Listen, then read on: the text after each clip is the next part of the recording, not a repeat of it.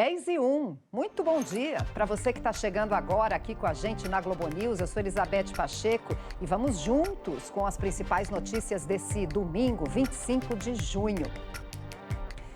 A gente começa essa edição falando sobre o dia seguinte ao dia caótico na Rússia, marcado por uma revolta de combatentes mercenários.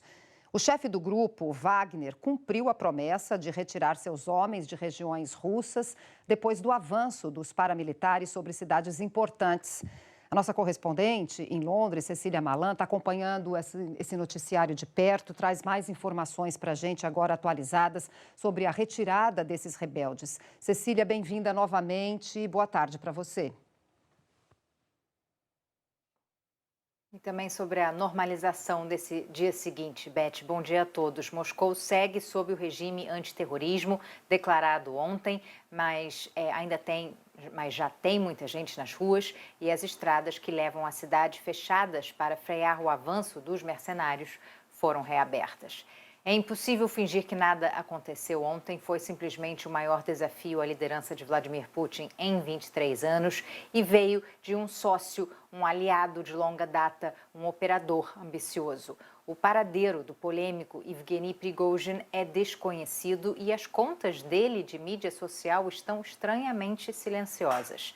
Ontem, o porta-voz do Kremlin tinha dito que ele seria enviado para o exílio em Belarus, país vizinho, onde o presidente é um dos apoiadores mais leais de Putin e que, inclusive, recebeu armas nucleares táticas da Rússia esse mês.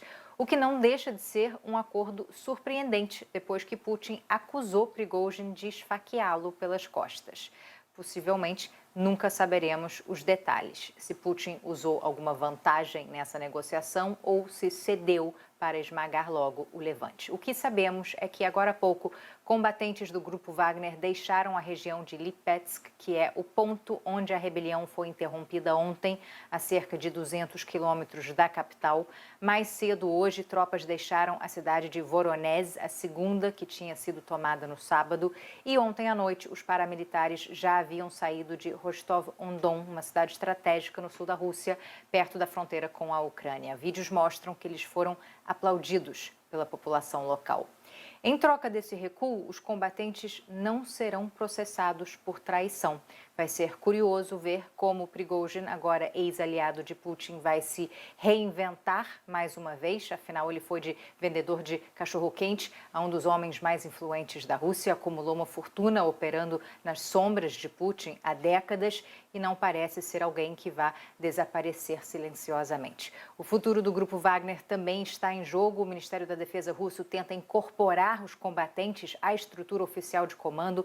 Será que eles vão assinar contratos oficiais com os militares? E o que acontece com os integrantes que estão lutando atualmente na África? Sobram perguntas nesse Day After, Beth, o dia seguinte à revolta armada.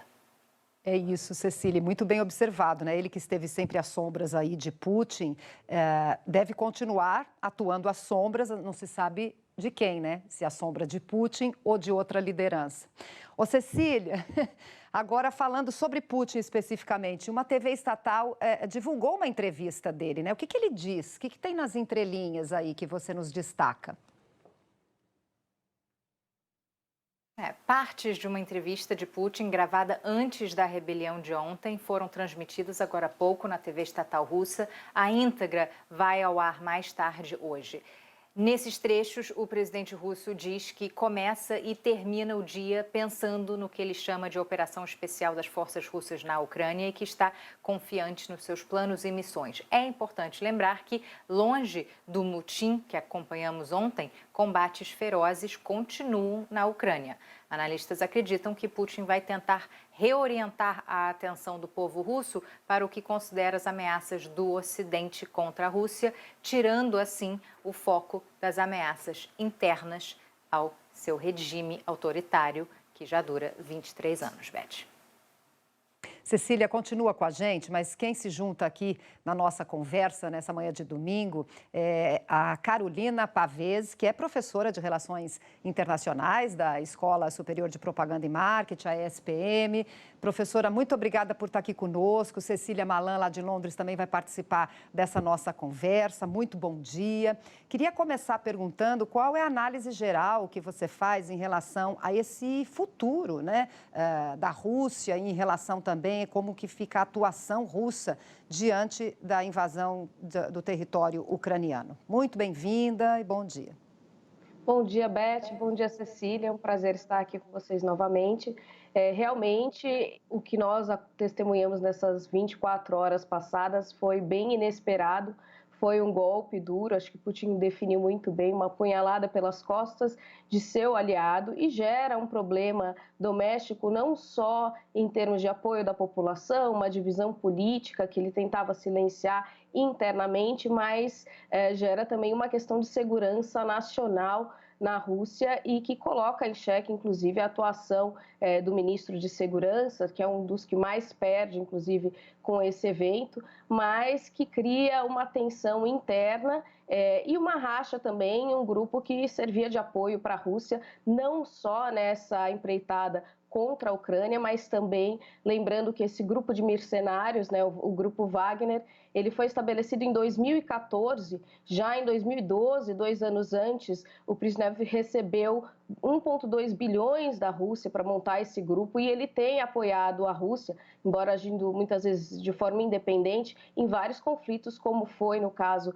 da Síria, mas também em conflitos na África, onde há inclusive uma expectativa de que seja para onde ele se direcione, né? Então, a Rússia perde um aliado importante em várias frontes militares e de defesas e também cria uma tensão interna e uma instabilidade que era o que o Putin menos precisava nesse momento. Agora, professora, uma pergunta aqui de Londres. Bom, acompanhamos a rebelião ontem e vimos o maior desafio à liderança de Putin nos últimos anos, mas não dá para falar em crise sistêmica, né? Porque o presidente ainda mantém o apoio das Forças Armadas e dos governadores regionais. Na sua opinião, é antecipada a avaliação de alguns analistas de que esse seria o início do fim de Putin no poder? Olha, certamente mostra que há uma falta de consenso nesse apoio, que era o que já se imaginava, né? A gente viu aí uma série, inclusive, que se esperava que tivesse um número grande de soldados dissidentes. Então, isso mostra, de uma maneira muito radical, uma possibilidade de uma alternativa e um golpe que não somente pode vir ou foi, né, fracassado ontem, mas uma tentativa que pode se reincindir, inclusive, de outros grupos dissidentes que operam na Rússia. Então, isso mostra uma fragilidade do Putin em manter o controle justamente no que ele tem tanto orgulho de se afirmar a Rússia enquanto essa potência militar, mostra que mesmo domesticamente ele está vulnerável e não sei se isso é o início de um fim, né? É importante a gente ver como ele vai responder os próximos desdobramentos desse evento, inclusive qual vai ser a resposta da comunidade internacional. Cecília, não há uma fala oficial da China, mas o ministro das Relações Exteriores russo ontem afirmou que a China manifestou seu apoio a Putin. Então, se houvesse de fato um golpe, seria interessante a gente imaginar como a comunidade internacional responderia.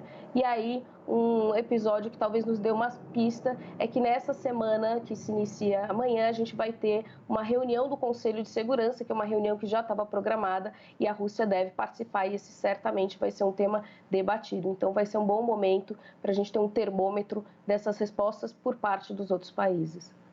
Exatamente. E, professora, como são poucas as informações, né, tudo muito misterioso, que tipo de termos foram ditos para esse perdão, vamos dizer assim, porque no começo do dia, o Putin considerava como o chefe do grupo Wagner o traidor. Depois ele foi perdoado, foi exilado para um território também muito importante do ponto de vista da guerra da Ucrânia, inclusive. E como são muito nebulosas as informações, já existe estudioso apostando que tudo poderia ser um grande jogo de cena para deslocar essa pessoa importante e grupos importantes paramilitares para um outro momento geopolítico dentro desse mapa da guerra na Ucrânia? Olha, Beth, como nós estamos acompanhando nessa guerra que se imaginava que duraria algumas semanas e já se estende a mais de 450 dias, muita coisa é imprevisível e a gente não tem realmente certeza. Mas me parece um pouco uma teoria da conspiração imaginar que o Putin criaria esse racha, esse problema interno, essa crise, né, e esse temor interno justamente de uma forma orquestrada, como uma parte de uma estratégia de guerra. Inclusive, o que aconteceu ontem foi que se deu uma brecha para a Ucrânia, porque a Rússia precisou deslocar parte de suas tropas que estavam na fronteira da Ucrânia para a Rússia, temendo que houvesse de fato uma conquista aí de Moscou e uma permanência maior desses grupos em território russo e, portanto, a Rússia precisaria se defender, né? Então, houve uma brecha nessa estratégia, um remanejamento que criou umas esperanças para a Ucrânia de uma oportunidade de virar o jogo, que a gente viu que não aconteceu. Então, eu acho muito improvável que esse seja, de fato, o cenário.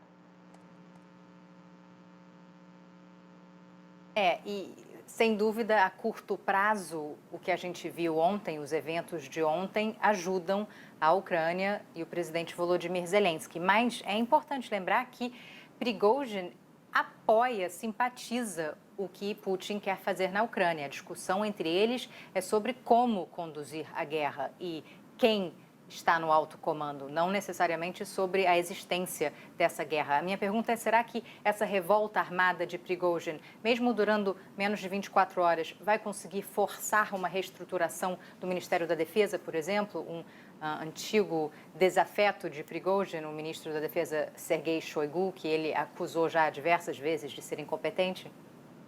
Olha, o Shoigu é quem mais perde com esse episódio, né? Ele perde a confiança, ele é um aliado importante de Putin, tem uma relação pessoal com Putin e mostrou uma grande fragilidade e inabilidade de conter e de evitar uma tentativa de golpe que, inclusive, serviços de inteligência de outros países, o serviço de inteligência norte-americano, havia sinalizado que havia essa possibilidade de ocorrer, né? Então, já era um evento detectado como provável ou possível por serviços de inteligência de outros países. É difícil imaginarmos que a Rússia não teria previsto isso. Então, mostra uma falha muito grande por parte do ministro de Segurança, o Sergei, e isso deve comprometer a sua permanência no cargo. E aí, certamente, haverá uma reestruturação da Rússia numa perspectiva, inclusive, de uma atuação mais incisiva do seu exército nacional. Essa questão de grupos mercenários, como nós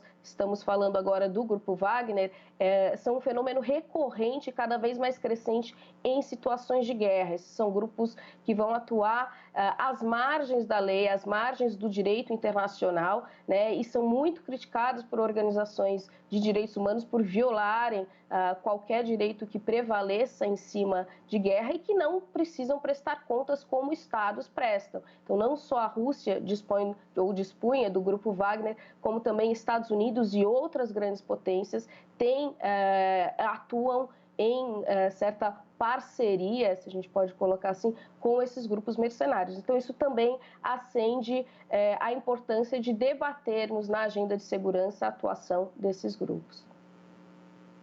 Peço licença às duas e as convido também para a gente olharmos juntas aí um pouquinho mais, né? Quem é esse Prigozhin? Vamos ver o perfil dele, né? Antes de liderar um motim de rebeldes e um grupo de mercenários, Prigozhin já foi vendedor de cachorro-quente e também chefe de cozinha de Putin.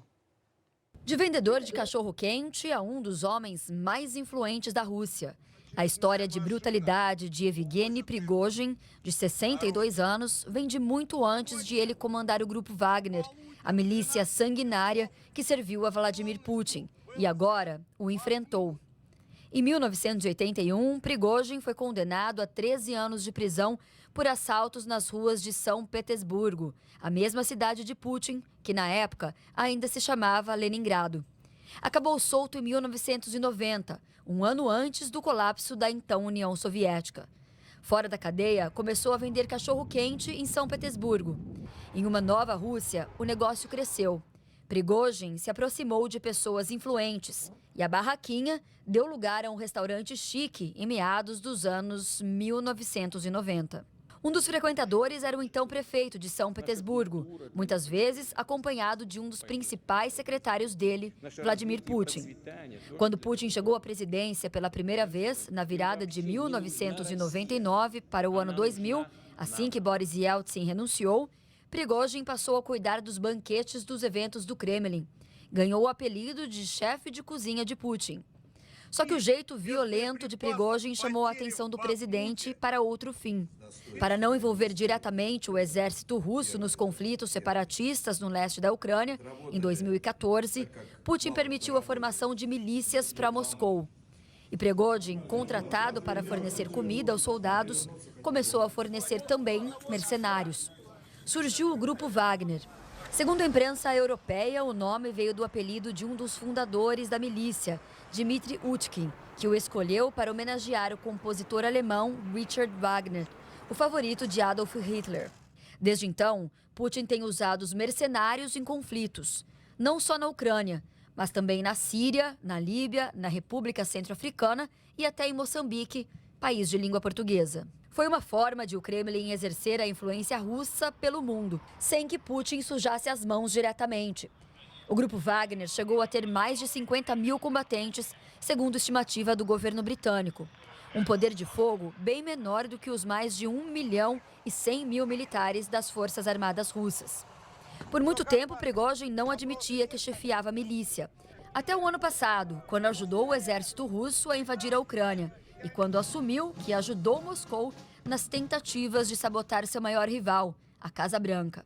Prigozhin admitiu que agiu para interferir nas eleições aqui dos Estados Unidos. O Departamento de Justiça americano o acusou formalmente de comandar um batalhão também nas redes sociais, com perfis falsos baseados em dados roubados de usuários da internet. Segundo investigadores americanos, esses perfis propagaram informações falsas para favorecer o republicano Donald Trump, que venceu as eleições de 2016. Prigozhin entrou na lista dos procurados pelo FBI, a Polícia Federal Americana, que oferece $250 mil para quem ajudar a prendê-lo. O governo dos Estados Unidos também aplicou sanções econômicas contra Prigozhin no começo deste ano pelo papel dele e do Grupo Wagner na guerra da Ucrânia.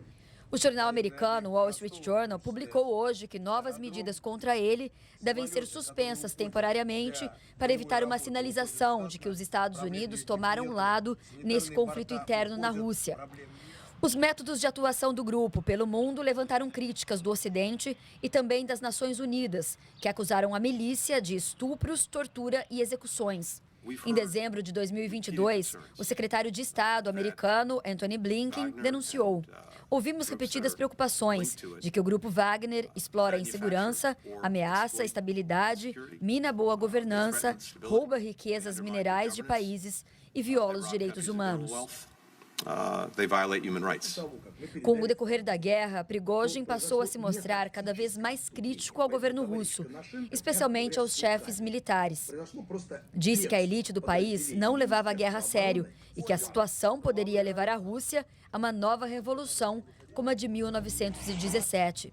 Ameaçou ainda retirar o Grupo Wagner da cidade ucraniana de Bakhmut, massacrada pelos mercenários. E segundo documentos do governo dos Estados Unidos, ao quais a imprensa teve acesso, ameaçou também trair o Kremlin e repassar a localização dos soldados russos ao exército da Ucrânia.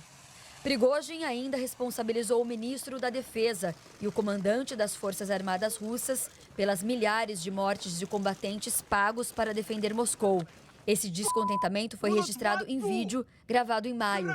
O chefe do Grupo Wagner pedia mais munição e reclamava, aos berros e palavrões, do mesmo governo russo que o tornou um dos homens mais poderosos do maior país do mundo. Bom, eu e Cecília Malan continuamos aqui nossa conversa, com Carolina Pavês, que é professora de Relações Internacionais da ESPM. Cecília, por favor, sua pergunta.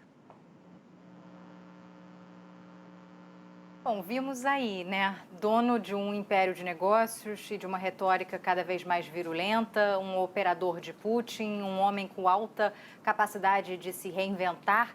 Professor, o que esperar agora de Prigozhin? É improvável que ele queira dirigir um trator ou plantar batatas em Belarus, né? Exato, Cecília. Bom, a gente viu o perfil, né? E essa fala, embora a gente não tenha compreendido, deixou bem claro. E certamente ele deve continuar com a sua função enquanto um grupo mercenário, né? Lembrando que esses grupos eles não são só contratados ou prestam serviços para estados, mas eles também vão prestar para outros grupos de rebeldes, outros grupos paramilitares. E como vocês mostraram na reportagem, há uma presença já consolidada desse grupo na África, então ele deve retomar a conflitos mais regionais e onde sai do radar dessa grande política internacional, mas deve seguir aí como uma figura perigosa, mas ele já tem recursos suficientes para conduzir o seu exército de uma forma independente, prestando serviços sempre de uma natureza muito ilícita, né, suja, que é a característica desses grupos mercenários. Então, ele não vai parar por aí, certamente, Cecília. Cecília, muito obrigada, viu? A gente volta a conversar já já sobre esses e outros assuntos internacionais. Obrigada, Cecília. Vou continuar o papo aqui com a professora, que eu queria saber, Cecília falou de Belarus, queria saber sobre uma figura interessante também, que vem de lá, né? Lukashenko ganha uma musculatura política mais importante depois de tudo isso?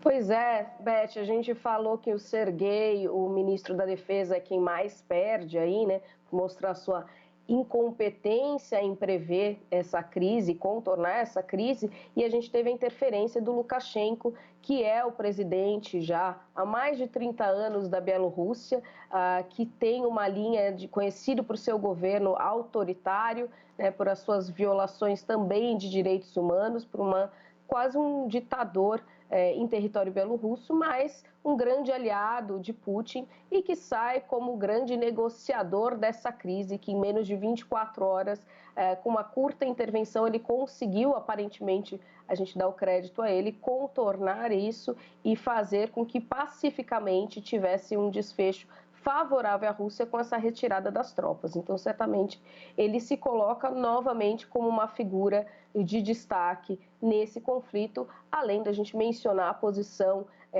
estratégica que a Bielorrússia ocupa, fazendo fronteira com a Ucrânia e com a Rússia e sendo um grande aliado da Rússia. Carolina, ano que vem, né, ano de eleição, né, na Rússia, colocando tudo isso no contexto, né, pensando que no próximo ano vai ter discussão para eleição. A questão da popularidade de Putin dentro da própria Rússia, esses descontentamentos crescentes que a gente vê principalmente desses grupos oligárquicos, ao qual esse chefe dessa milícia faz parte. Como que você vê o ano que vem? E como que você vê a figura de Putin agora tentando exercer esse poder todo? Ele deve endurecer as questões na Rússia, esse seu poder na Rússia? Como que você vê esse panorama que se achega aí para o próximo ano? Olha, Beth, antes mesmo do conflito da Ucrânia se iniciar, o que a gente já via na Rússia era um aumento desse regime mais autoritário do Putin, controlando não só mídias, mas também controlando redes sociais e com uma repressão muito forte a manifestações pacíficas de oposição, né? Uma perseguição, inclusive essa é uma marca da Rússia, uma perseguição aos seus oponentes políticos com táticas que a gente via desde a União Soviética, de envenenamento, então é recorrente esses eventos e isso deve continuar até as eleições. O que vai acontecer com Putin o ano que vem, se ele se reeleger ou se recandidatar, tem muito a ver com como andará essa questão da Ucrânia nesse próximo ano e se a Rússia vai perder força ou se ele vai conseguir dar uma recuperada, inclusive na economia. O que nós vimos com as sanções adotadas pela União Europeia, pelos Estados Unidos, por vários aliados da Ucrânia, é que houve, de fato, um impacto na economia russa, mas não tão grande quanto se imaginava, a ponto de fazer com que Putin repensasse a sua estratégia em relação à Ucrânia. Então, a questão agora é ver quanto ele vai conseguir sobreviver com isso e costurar com os oligarcas que ainda estão do seu lado essa rede de apoio, mas sempre de uma forma muito pouco democrática e sem espaço para a oposição. É isso. Vamos ver, né? Tudo está no tabuleiro, né? E esse tabuleiro a gente nem conhece todas as peças. Acho que a gente conhece poucas, aliás, peças do que tudo está nesse tabuleiro. Professora, muito obrigada, viu? Carolina Pavese, professora de Relações Internacionais da ESPM. Obrigada por estar aqui nesse domingo com a gente, nos ajudando a entender um pouquinho de toda essa situação. Obrigada. Foi um prazer, um bom domingo para vocês. Para nós. Até.